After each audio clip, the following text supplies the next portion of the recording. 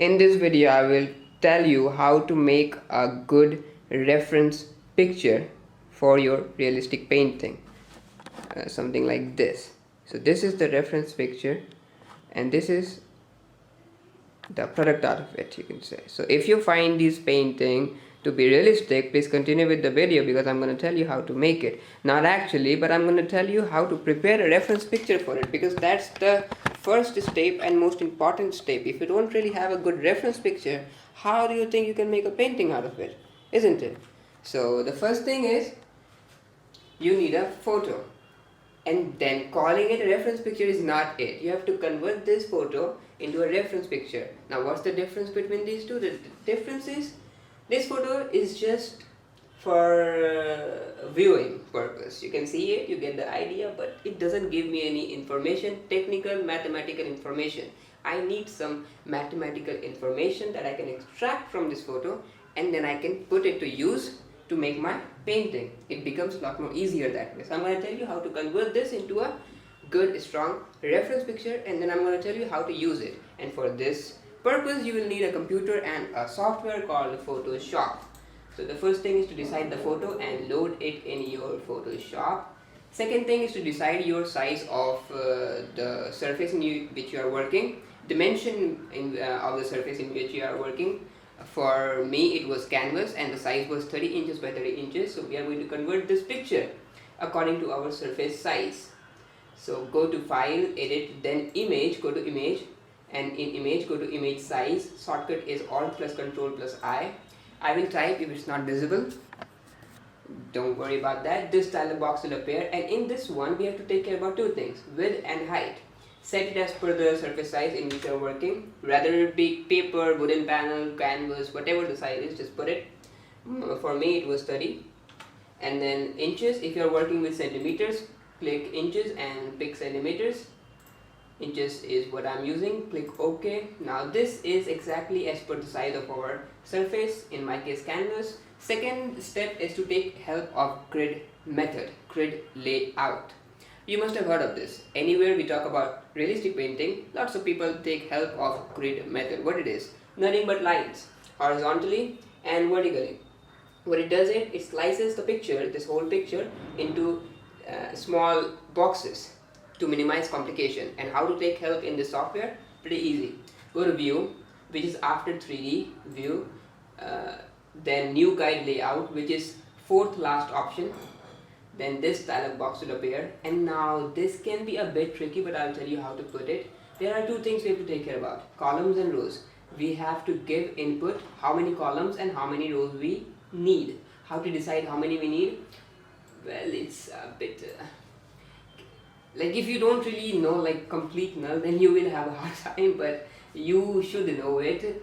The thing is, what is the size of our canvas? That is 30, length 30, and since I'm working with a square canvas, even the width is 30. That means 6 columns and 6 rows is what I need. That will fit perfectly, because if I put 6 columns and 6 rows, that means I'm telling it to divide my 30 into 6 parts. Alright, horizontally and vertically.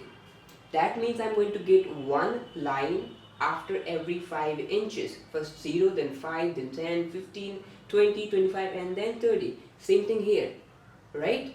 And 6 parts, as I said, 1, 2, 3, 4, 5, 6. 6 small boxes, right?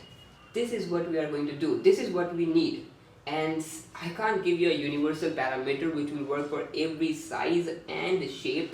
Let's just say, just giving you an example to make things more clear if you don't really have an idea what is happening. Let's just say you're working on a bigger canvas, not just 30 inches but 50 inches. Then 6 won't be right, because divide 50 by 6. Not a whole number, right? Not a whole number. But if we divide 50 by 10, then we get 5. That means we get one line after every 5 inches. That means instead of 6 parts, we are going to get 10 parts. But it will be perfect. That is how it works. Let's just say you are working with a small canvas, a 10 inch canvas, alright? Then 10. Then you don't need 10 inches. 10 boxes. You just need to make things a whole number. Maybe we have to divide it in 4 parts. That means after every 2.5 inch you will get one line. See how it works? This is all I can tell. After this I don't know. So okay, after this what we are going to do is we are going to do same layout in our canvas as well. That means we are going to make lines vertically and horizontally in our canvas. Now I hope you know how grid method works, but if you don't, I have to say it to make this video complete. So what we do is, now we have this grid layout, these small boxes. Earlier this was the subject, this whole thing was the subject, lots of complication, lots of color, lot more shadows, this, that. We have divided this in these small square boxes, and the thing is we have to take care about this one box at one time and see how complications are minimized. Just 2 color and 1 line, simple. Move to another one, then another one, then another one, like that. Alright, and then another thing is, let's just say we have to make this curve here of my head. Okay, what we do, how we take help of this grid method. See this line here and see where this thing cuts it, this line. So I would say half of it, or maybe lesser than half, and then we make a point in our canvas with a pencil.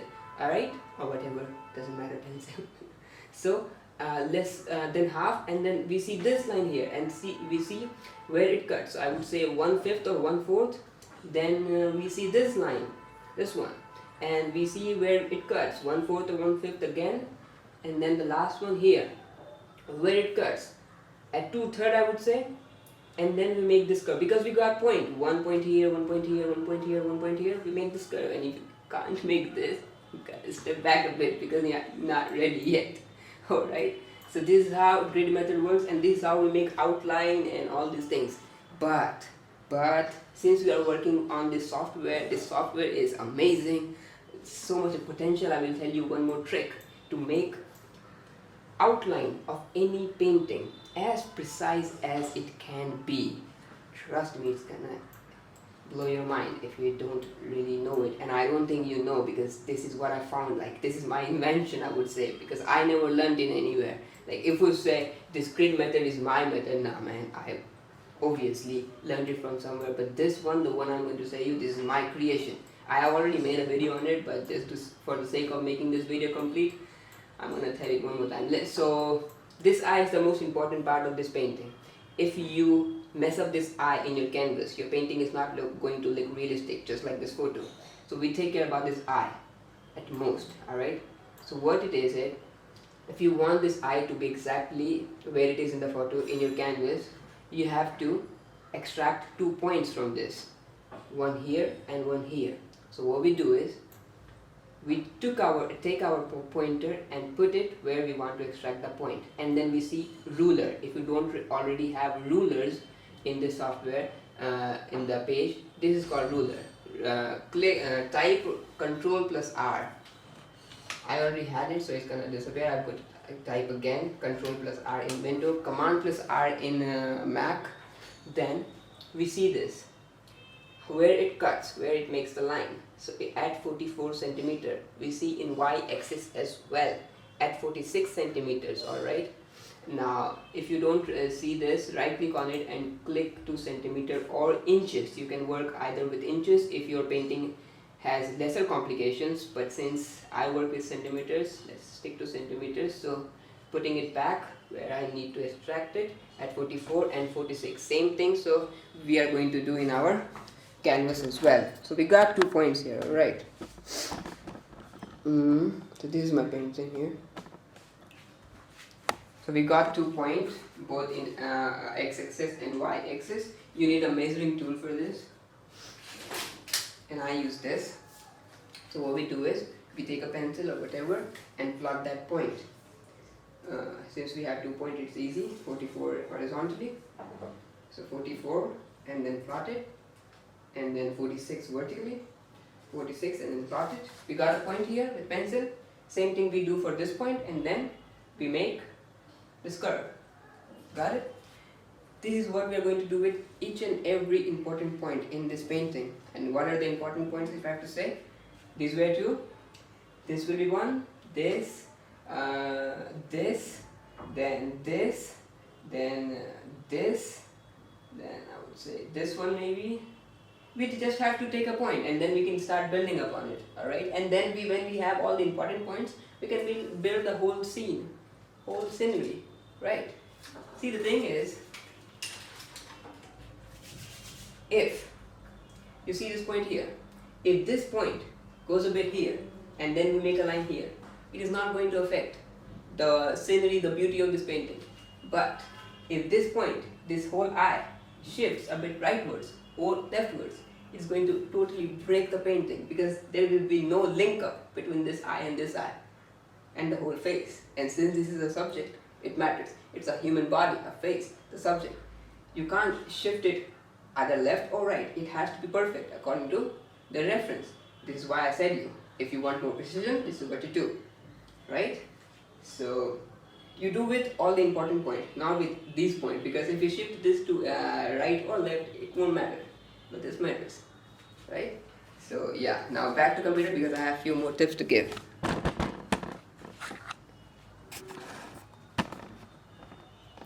Okay,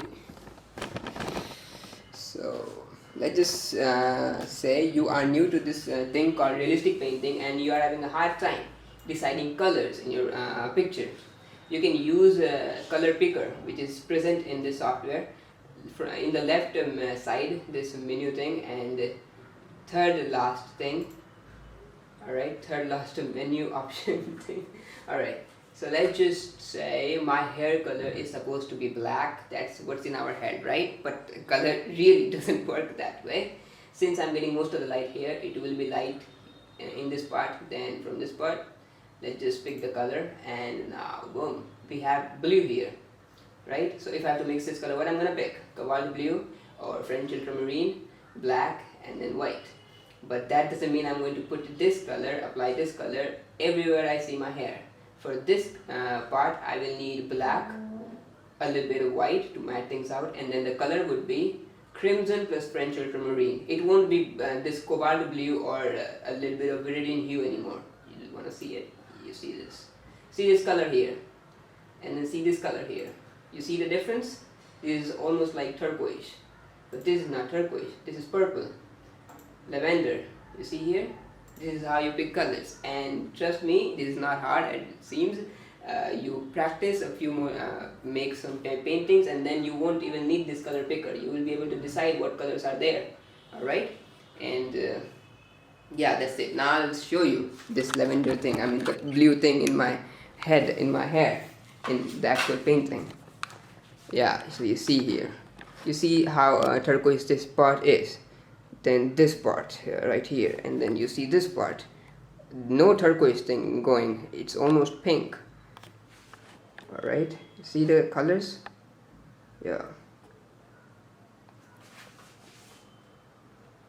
now you see it. Get it? Alright.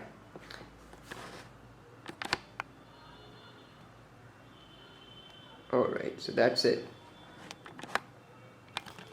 So this is everything I do to make a realistic painting. Now if you have any question regarding this method, or maybe you are finding difficult to operate this software, comment. I will answer your questions. Good.